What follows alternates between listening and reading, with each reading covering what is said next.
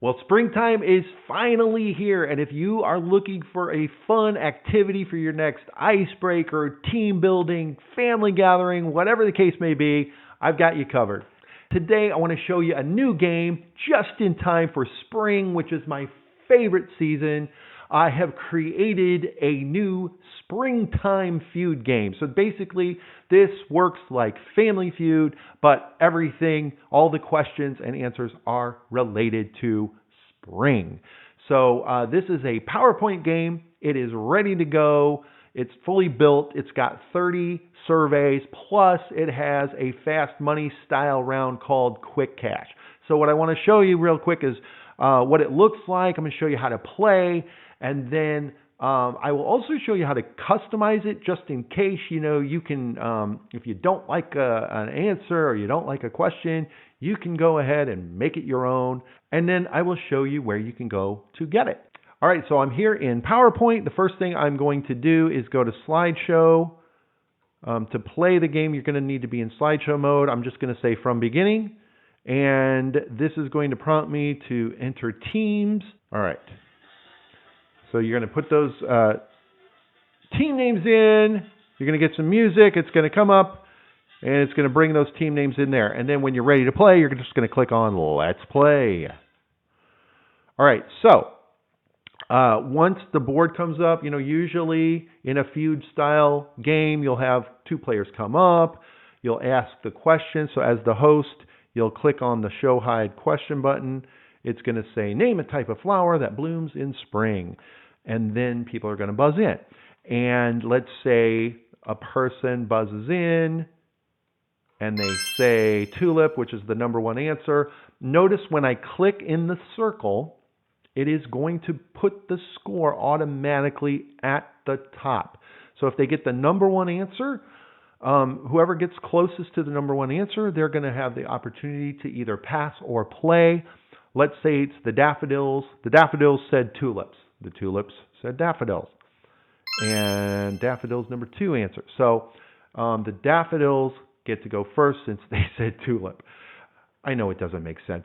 Anyway, so then they're going to play. So you're going to go over to that team. Of course, each person is going to answer. If they get it right, you'll click in the circle to add to the score. So maybe the next person says lily, and there it is.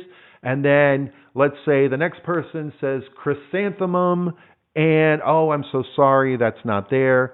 So they get a strike. And so the strikes are down here, and you'll notice it turns red so you can keep track of what's what. And if they get 3 strikes, then the other team can steal. So that X stays there as a reminder. I'm just going to click that. It's going to say, please switch teams, and I'll say, okay. And then I would say to, the tulips, oh, you don't want to, if you get one answer correct, you get to steal the points. So if they do, let's say they get this one and they say crocus, and oh, yeah, you get it. So then they would get the points if they successfully steal. And the way you award the points is whichever team earns the points, you're just going to click on the number above their team name. So in this case, we'll say the tulips, 1. And I want to, before I do that. So let's say they're going to win, but before I award them the points, maybe I want to reveal the final 2 answers. Like, oh, what are the last 2 answers? Now, to reveal without adding to the points, I am going to click in the rectangle. So notice when I click here, the points don't add. And then I'll do it again with number 6. So they're not getting points for those 2, but I am able to reveal those answers for the audience and for the teams. And now that I'm ready to award the points, I will click on this 0. It's going to put that 90 there.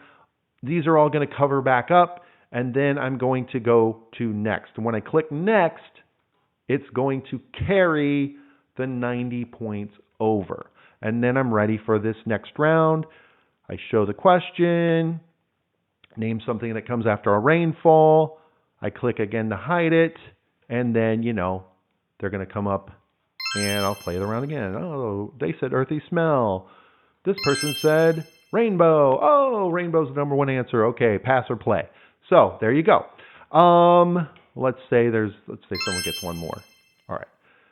So let's say in this round, after we go through and they strike out or whatever happens, we'll say the daffodils get it. So we'll award them, or maybe I'll reveal these last two. Oh, mud and worms. Oh, how fun. All right, then I will give them 77 points. Okay. So as far as the rounds, now there are 30 rounds. So probably what you'll want to do is ahead of time decide, okay, how many rounds am I going to play in this one game? Am I going to play 4? Am I going to play 5? That's totally up to you. You can play all 30 at once if you want, but the idea with the 30 rounds is that you could play this multiple times with your group or with a different group, whatever, however you want to do it. So when you are at your final round, whatever your final round is for you, you're ready to declare a winner. So what I do here is when I'm ready to declare the winner, I can see the points here, and obviously the tulips. If I quit now, tulips are the winner. So to declare them the winner, I click on their team name, tulips, and then it is going to... Oh, look at that. It takes me to the congrats screen. So at this point, I can either end the game, if that's all. If I only want to do survey questions, I don't want to do a fast money round, then I can be done. And I can just click end game, and that's going to reset the scores and reset the team names. If I want to play a fast money style round, then that's what this quick cash is. And so I will click on quick cash, and it's going to take me here. And what I have 3 rounds of quick cash. You're only going to play 1 round of quick cash. But the reason I have extras is for when you play again and you want to do the quick cash / fast money round. So since this is my first time doing it, I will do number 1. But if I was, if maybe I had played this before with the same group, then maybe I would do quick cash 2, right? Because it's a different round. And you're going to see the question is not on the board for this one. The questions for the quick cash rounds will be on your host answer sheet. So you as the host, you will have that. You'll know the questions to ask. And basically, the way this works is just like Fast Money.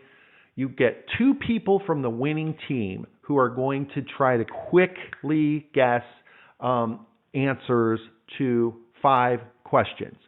And the first person only gets 20 seconds. The second person gets 25 seconds. Now, if you don't want to use the built-in timer, that's totally up to you. If you want to give people more time, like a lot of times people want to give like 30 seconds, that's totally fine.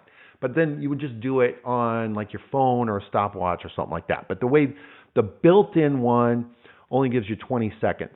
But so what you do is when you're ready, when the person is ready, person 1 is ready. Person 2, they have to leave the room. They can't be around to see the answers. So you send them out of the room, or if you're doing this virtually, they need some way. They need to go away so they don't hear what person 1 is saying. So then you can start the timer if you want. Again, if you want to use the timer, you can. But when I click on that, it is going to see how this circle is going to fade away. And then as the host, you're going to ask the questions and get their answers, and you'll know which one to click because you'll have the answers in front of you. And there you go. So this person did really well. And then that's going to buzz for you. And now I bring in, what I'm going to do is go to the next screen. So at the bottom right, I'm going to click this next button. The score is going to stay. And now player 2 is going to come in. They're going to answer the same questions, but they get a little more time because if they say a repeat, you'll tell them, oh, that's already there. Or that was already said, and then they have to come up with something else. So they get a little extra time, and then it's just the same thing. You can use the timer. You can click on that. If you click on this thing with the musical notes and the line through it, that will turn that music off. So you can do that if you want, or you don't have to use it at all. You can just, use your own way to time. But then, this player comes on and they say this and this, and again, this is all going to be on the host answer sheet. I think Pillbug was already said, but whatever. So when the time is up, you look at the score. If they have 200 points or more, they are a winner, and you would click the green check. If they have less than 200 points, you're going to click this red X. They are losers at Fast Money. So since they got over 200, I'm going to hit this. And oh, yay, you are winners. And then I'm going to just click on End Game. And when I click on End Game, what that does is it resets. Notice it resets the team names back to Team 1. It gets rid of the scores. So you always want to hit End Game when you are done. And I have that on multiple slides. So wherever you are, and you're finished, you can hit End Game. And that will reset everything. That'll reset the macros and all that stuff. But then you also, if you do use the quick cache, it has a separate reset button.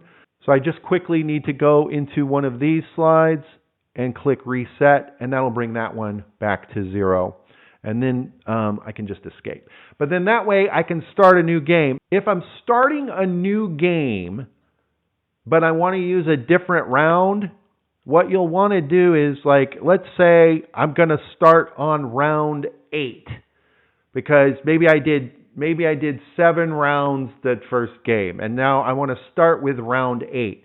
What you'll want to do is you'll want to look and see, okay, round 8 starts on slide number 10, and when I start this, and I say, let's say I say from beginning, I'm going to enter my teams.